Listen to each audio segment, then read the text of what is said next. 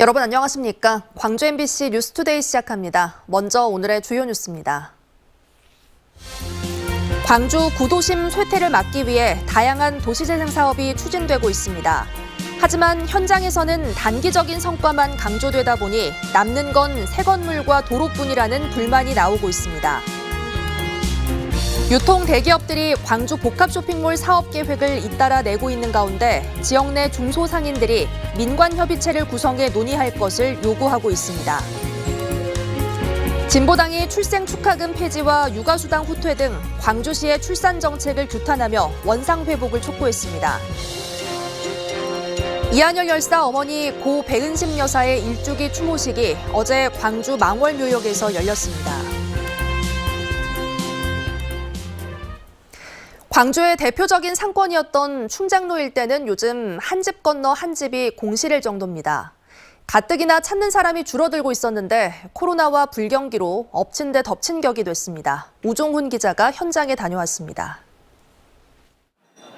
충장로는 광주 중심이자 호남 최대 상권이었습니다. 10년 전만 해도 거리는 발 디딜 틈 없이 북적였고 가게는 성업이었습니다. 하지만 지역 인구가 줄어드는 데다 경기 불황이 겹친 최근 거리는 한산하고 상가는 한 집 건너 한 집이 비어 있습니다. 내리막도 있고 오르막도 있고 내리막도 있고 오르막도 있었는데 지금처럼 충장로 이 길 안쪽으로 이렇게 공실이 나온 적은 처음이에요. 충장로 한 점포에는 보시는 것처럼 임대를 알리는 표시가 붙어 있습니다. 이 골목에 빈 점포를 세봤습니다. 불과 20m 골목 15개 상가 중 12곳이 비어 있습니다. 유동인구 감소로 치안센터도 사라질 예정입니다. 구도심의 쇠퇴가 안타깝지만 상인들에게는 마땅한 대안이 없습니다. 뭐 한마디죠. 적자니까 장사가 안 되니까 나간 거겠죠. 적자고 누가 계속 장사하려고 하겠어요. 충장로와 불과 250m 떨어진 광주 인쇄의 거리도 마찬가지입니다. 호남에서 가장 많은 업체가 몰린 인쇄업 중심이었지만 구도심이 쇠퇴하면서 이곳을 떠나는 사람이 많아졌습니다. 거리를 인쇄 테마 특구로 만들고 주변 관광지와 연계하는 도시재생 뉴딜 사업이 내년 완료를 목표로 진행 중이지만 이 사실을 아는 상인은 드뭅니다. 어디를 살린다고요? 도시재생 뉴딜 한다라는 게 있는데 뭐 느껴지는 바가 좀 있으신지? 제가 없어요. 국비와 지방비 등 총 1,700억여 원이 드는 대규모 사업이 끝나도 구도심이 살아날지 장담할 수는 없습니다. 인쇄기 박물관을 짓고 좁은 도로를 확장하는 등 시설에만 모든 예산이 들어가기 때문입니다. 많죠. 가게가 나가면 비면 줄어들어요. 일이 없으니까 자체가. 예전에는 그래도 이때쯤 되면 바쁘고 하는데 그런 게 없어요. 인구 유입 등 반등의 기회 없이 쇠퇴하고 있는 구도심. 구도심을 살리려면 지금까지 도시재생 정책을 평가하고 실용적인 도움을 줄 수 있도록 대안이 마련돼야 한다는 지적이 나옵니다. MBC 뉴스 우종훈입니다. 이 같은 구도심의 쇠퇴를 막기 위해 다양한 도시재생 사업이 추진됐거나 추진되고 있는데요. 하지만 단기적인 성과만 강조되다 보니 남는 건 새 건물과 도로뿐이라는 불만이 나오고 있습니다. 이어서 임지은 기자의 보도입니다. 광주 충장 22는 문화예술의 중심이었던 구도심을 살리고 새 예술인을 키우기 위해 만들어졌습니다. 지난 2020년 문을 연 충장 22는 국비 등 200억 원이 투입된 국토부 도시재생 사업 중 하나였습니다. 충장로를 재생시키는데 거점 공간으로 활용하겠다는 계획이었습니다. 예술인들은 이곳에 살며 주민들의 재능을 나눴고 상권 발전을 모색하는 상인들의 회의, 수요 카페는 벌써 100회를 앞두고 있습니다. 수요 카페가 소중하다는 걸 다들 느끼고 있는 것 같아요. 여기에 들어와 보니 동네의 소식을 알게 되고. 하지만 올해부터 충정 22의 도시재생 사업은 잠정 중단됐습니다. 광주 동구로부터 건물을 맡은 사회적 기업이 비용 부담 등을 이유로 올해 5월까지만 운영하겠다고 전했기 때문입니다. 자치구에서 지원하는 돈은 공과금 정도인데 코로나로 재생사업을 할 수 있는 환경이 안 좋아지다 보니 30명 정도의 인건비 부담만 가중되고 있는 상황입니다. 원래 이곳에 사는 예술인 등이 사용했던 공유 사무실입니다. 하지만 현재는 사용하는 사람이 없어 사실상 공간만 남아있는 상태입니다. 광주 동구는 새 사업자를 모집하거나 운영 방식을 바꾸기 위해 고민 중이지만 아직 뚜렷한 대책은 없습니다. 자치구는 마중물 시설을 짓는 것도 좋지만 사업이 끝난 후 건물과 프로그램 운영 등의 정부 관심이 필요하다고 말합니다. 4년의 사업으로 너무 부족합니다. 사업비도 부족하고 마중물에 물을 끌어올렸으면 이제 계속 물이 나올 수 있게끔 만들어야 되는데 전문가는 눈에 보이는 성과만 강조하는 것이 근본적 문제라고 지적합니다. 도시 재생 사업에 앞서 주민들의 의견을 듣는 절차는 요식 행위에 불과하고 정권마다 새 건물 도로를 짓는 데만 예산이 들어가다 보니 구도심 활성화가 장기적 관점에서 이뤄질 수 없다는 겁니다. 건물 하나 크게 짓고 끝내버리거든요. 왜냐하면 단기간에 성과를 내는 사업을 해야 되니까 실제로 하고 있는 사람에 대한 인건비 지원들이 돼야 되는데 그걸 적절하게 배분하지 않는 거죠. 구도심을 살리고 살고 싶은 지역을 만들기 위해서는 땜질식 도시재생 사업을 멈추고 주민들이 필요로 하는 투자가 장기적으로 이뤄져야 하는 상황입니다. MBC 뉴스 임지은입니다. 유통 대기업들이 광주 복합 쇼핑몰 사업 계획을 잇따라 내놓는 가운데 지역 내 중소상인들이 민관협의체 구성을 요구했습니다. 복합 쇼핑몰 광주 상인대책위원회는 어제 회의를 열고 복합 쇼핑몰 사업이 유통 대기업의 편익만을 극대화하고 있다면서 광주시에 민관협의체를 빨리 만들라고 요구했습니다. 그러면서 지역 상인들은 고금리와 경기 하락 탓에 살 길이 막막하다며 복합 쇼핑몰 입점이 일방적으로 추진되면 지역 상권의 피해는 더 커질 것이라고 걱정했습니다. 오늘 날씨는 무난하겠습니다. 현재 하늘 모습 보시면 아주 깨끗한 하늘 드러나 있고요. 광주와 전남 전 권역에서 미세먼지 농도 보통 수준 보이고 있습니다. 하지만 출근길 무렵 안개가 짙겠습니다. 강진의 가시거리 470m까지 좁혀져 있습니다. 특히 강이나 호수 주변에서 교통안전에 주의하셔야겠습니다. 오늘 큰 추위는 없겠지만 일교차 큰 날씨가 이어지겠습니다. 광주의 아침 기온 영하 2도 안팎으로 어제보다 2, 3도가량 낮은 기온으로 출발했고요. 한낮 기온 11도로 어제와 비슷하겠습니다. 기온차 13도가량으로 크게 벌어집니다. 옷차림에 신경 쓰셔야겠습니다. 날씨 정보였습니다. 남부 지역의 가뭄이 3월까지 이어질 것이란 전망이 나오면서 봄철 영농기 비상이 걸렸습니다. 행정안전부에 따르면 최근 6개월간 남부 지역의 누적 강수량은 평년의 69에서 86%에 불과했는데 3월까지는 강수량이 대체로 평년과 비슷할 것으로 보여 남부 지역의 가뭄이 이어질 것으로 예상됐습니다. 정부는 저수지는 하천수를 활용한 물 채우기를 실시하고 대규모 저수지는 하천 유지 용수를 줄이면서 물을 비축해 가기로 했습니다. 진보당이 출생 축하금 폐지와 육아수당 후퇴 등 광주시의 출산 정책을 규탄하며 원상 회복을 촉구했습니다. 이들은 광주시가 올해부터 출산 장려금 100만 원을 폐지하고 한 달에 20만 원씩 주던 육아수당도 2년에서 1년으로 축소한 것은 정부의 출산 장려 지원책에 정면으로 역행하는 것이라며 반발했습니다. 특히 공공산후조리원 하나 없는 광주시가 시행을 보름 앞두고 전면 폐지를 결정하고도 홍보 절차 부족으로 혼선을 가중시켰다며 장기적이고 신뢰할 수 있는 출산 정책을 수립하라고 촉구했습니다. 출산율 저하에 따른 학령 인구 감소로 특히 지방대 신입생 모집에 비상이 걸렸습니다.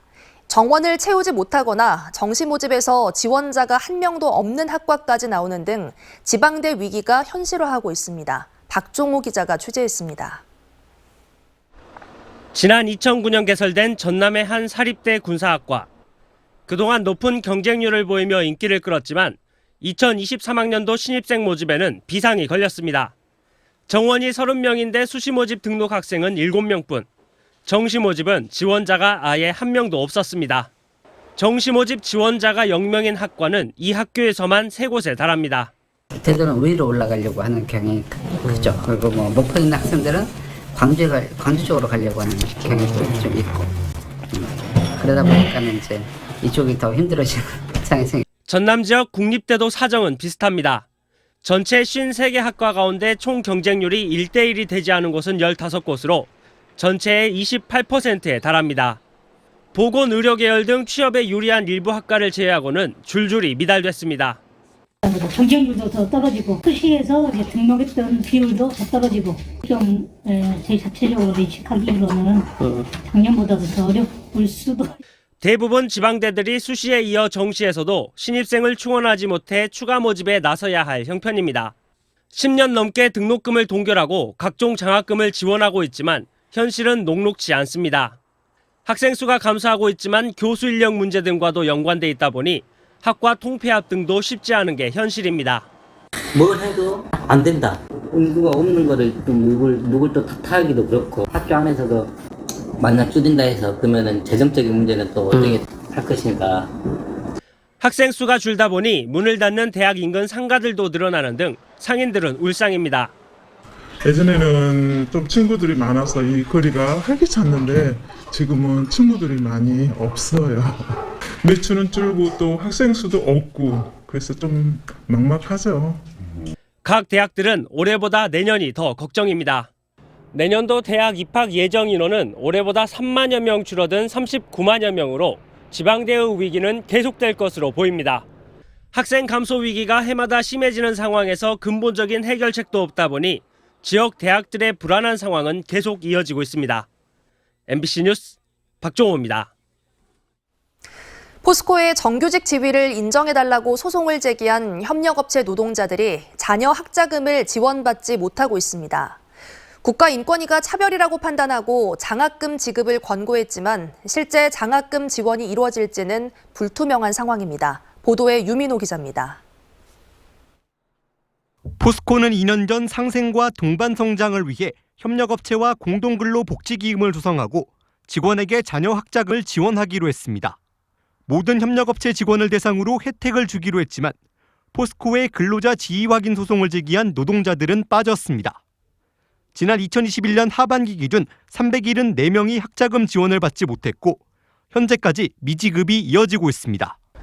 같은 회사, 같은 직장에 똑같은 일을 하는데도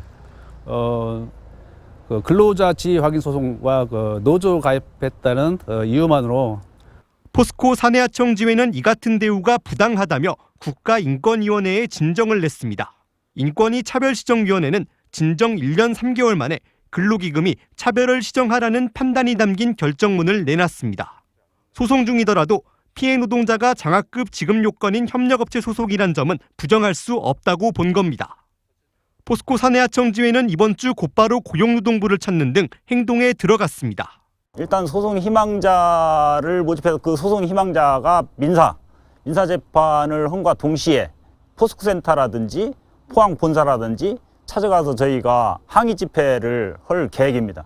하지만 학자금 지급과 관련해 근로기금 조성 과정상 원청업체인 포스코의 의지 없이 협력업체 결정으로만 지원할 수 있을지는 불투명한 상황입니다. 아직 저희는 이사회를 개최를 못했습니다. 그래서 다다음 주 정도, 1월달 정도 이사회를 개최를 해서 포스코는 이번 결정을 두고 기금 운용에 일절 관여하지 않고 있다는 입장을 거듭 내놨습니다. 인권위도 기금 112억 원을 출연한 원청 포스코의 책임을 인정하지 않고 있어 당분간 학자금 지급을 둘러싼 공방은 계속될 것으로 보입니다. MBC 뉴스 유민호입니다.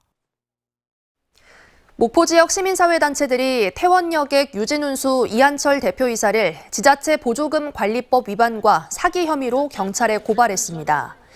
이들은 제2순위, 3순위 담보라도 제공하면 가스 공급을 계속하겠다는 목포도시가스의 요구를 버스 회사가 사실상 거부한 것은 정상 운행을 위해 노력할 의사가 없다는 것이라며 이는 보조금의 거짓 신청이나 그 밖의 부정한 방법으로 교부받은 경우에 해당한다고 주장했습니다. 이한열 열사의 어머니 고 배은심 여사의 일주기 추모식이 열렸습니다. 어제 광주 망월묘역에서 열린 일주기 추모식에서 유가족 협의회와 이한열 기념사업회, 광주 전남 추모연대가 참석한 가운데 고인의 뜻을 기리고 민주주의 수호를 결의했습니다. 배 여사는 민주화 시위 중 경찰이 쏜 최루탄을 맞고 숨진 이한열 열사의 뒤를 이어 35년 동안 민주행에 헌신하다 지난해 별세했습니다. 어제 한반도 추락 가능성이 제기된 미국의 지구관측 위성 잔해물을 목격했다는 시민들의 제보가 광주 도심에서도 잇따랐습니다. 정부가 위성 잔해물 추락에 대비해 경계 경보를 발령하면서 광주와 여수공항에서는 출발 3편, 도착 3편 등 모두 6편의 항공기 운항이 지연됐습니다.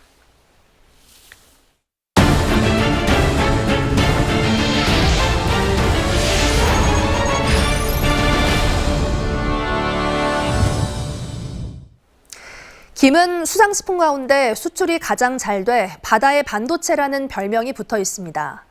아예 수출용 김만 따로 키우는 수출 전용 김 양식단지까지 조성되고 있습니다. 양현승 기자의 보도입니다. 지난해 해외로 수출된 김은 6억 5천만 달러 이상. 코로나19 등의 여파로 수출액은 주춤했지만 여전히 김은 수산식품 수출을 견인하는 바다의 반도체입니다. 김을 바다의 잡초로 여겼던 미국과 유럽 등이 점차 김의 맛에 눈을 뜨면서 수출의 길은 확대되고 있지만 동시에 위생과 품질 안전성 요구도 커지고 있습니다. 우리나라에서는 기준이 있어서 그것만 충족을 하면 전혀 문제가 없었는데 이제 수입하는 수입국에서의 어떤 그런 그 건강상의 규제 같은 거를 이제 만들기 시작을 하고.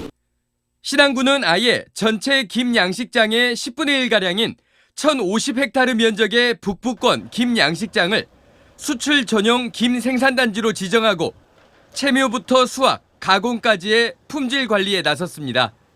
양식장에서는 스티로폼 부표를 쓰지 않고 김 양식장 주변 섬에서는 생활하수를 처리할 시설을 선제적으로 설치하는 등 바다 환경도 우선 보호할 계획입니다. 오염원들을 차단하는, 그래서 근본적으로 그 지역 전체가 친환경적인 여건을 만들어서 수출 전용 단지 김 양식어민들도 각오가 남다릅니다. 국내 생산되는 김의 40%가 해외로 수출되고 있어 만약 수출 성장세가 꺾일 경우 내수시장 가격 폭락 등 김 산업 전반이 위협받는 걸 잘 알고 있기 때문입니다. 친환경 기자재 사용으로 미세 플라스틱을 저감하는 등 청정 해역 조성에 앞장선다. 신안군은 수출 전용 김 양식장을 확대하는 한편 정부에 김 산업진흥구역 지정을 신청할 계획입니다. MBC 뉴스 양혜승입니다. 우리 지역 15개 대학 21명의 학생들이 광주천을 소재로 제작한 미술 작품들이 시립미술관 금남로 분관에서 전시되고 있습니다. 우정 생태계에 대하여라는 제목의 전시는 지난 10월부터 대학생들이 광주천을 답사하며 만든 회화와 영상, 조형 작품들로 광주천의 생태와 기후 위기 등을 젊은 감각으로 잘 표현했다는 평가를 받고 있습니다. 전라남도는 설 명절을 앞두고 국립농산물 품목과 합동으로 제수 선물용품 원산지 표시 특별 단속에 나섭니다. 주요 점검 품목은 과수와 산채류, 지역 농산물과 선물용품 등 설 성수품이며 전라남도는 원산지 미표시와 원산지 거짓 표시, 혼동 우려 표시를 집중 점검해 부정 유통 행위 근절에 나설 예정입니다. 농림축산식품부가 주관한 밭작물 공동경영체 육성 지원 사업 공모에서 전남 지역의 6곳이 선정됐습니다. 해남과 무안, 한평 등 6개 경영체는 앞으로 2년 동안 60억 원을 지원받고 생산비 절감을 위한 농기계와 저온 저장고 등 장비 구입 등에 사용됩니다. 전라남도는 2016년부터 지난해까지 밭작물 공동경영체 육성 지원 사업에 27곳이 선정돼 270억 원을 지원받았습니다. 오늘 무난한 날씨 예상됩니다. 하늘 모습 보시면 구름 거의 없는 가운데 청명한 하늘 드러나 있고요. 미세먼지 농도도 광주와 전남 전권역에서 보통 수준 보이고 있습니다. 하지만 출근길 무렵 안개가 짙게 끼는 곳이 있겠습니다. 특히 전남 내륙을 중심으로 안개가 짙겠는데요.